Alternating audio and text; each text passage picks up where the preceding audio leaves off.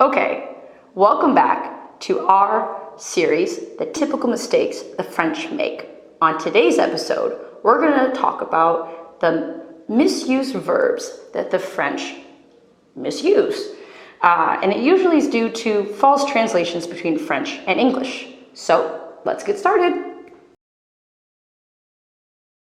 All right, so for our first mistake that I hear really often is the mistake, he said me that I was late for work. What's the mistake? Now, in French, you have the verb dire. And in French, the phrase would translate as Il m'a dit que j'étais en retard pour travail. In English, I usually hear he said me that I was late for work.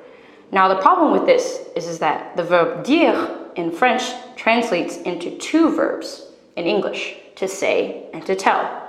What's the difference between the two?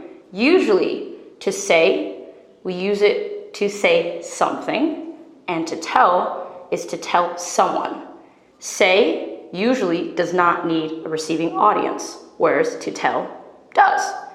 For example, Obama told the people that he was going to change the country. In this case, the people is the receiving audience, and we used the verb to tell. Whereas Obama said that he was going to change the country, there's not really a receiving audience, and there's no necessity for him to communicate to a receiving audience. He just said something. There we go.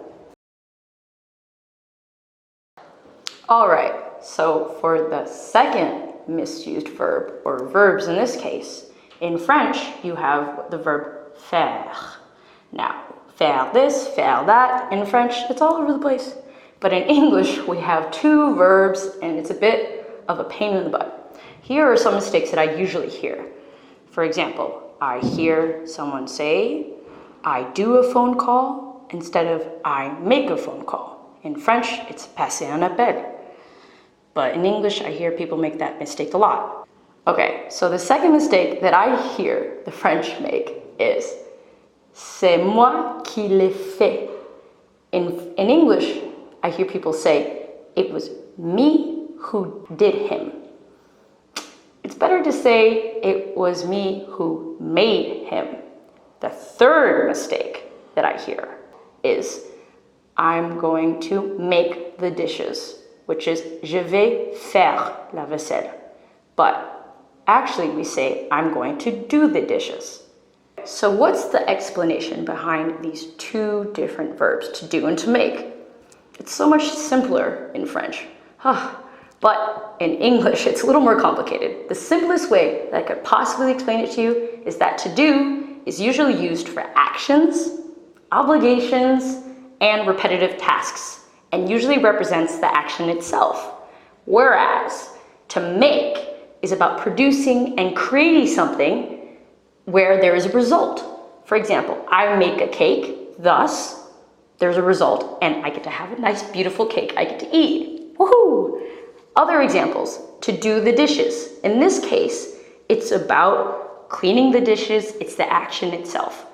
Doesn't necessarily mean that I'm gonna get my dishes completely clean, but we'll see. And then the last example that I have is, sometimes we say in English, I make breakfast. In this case, I'm in the middle of preparing these dishes, and what's the result? I have a beautiful breakfast in front of me, and I get to eat it. That's the result. There you go. Okay, the third mistake that I hear the French make quite often, actually, is the mistake in translating the verb in French, gagner. Okay, so if you say, moi je gagne de l'argent, usually I hear people say, I win money. But the translation actually is, I earn money. The second mistake that I hear the French make is, I took some weight.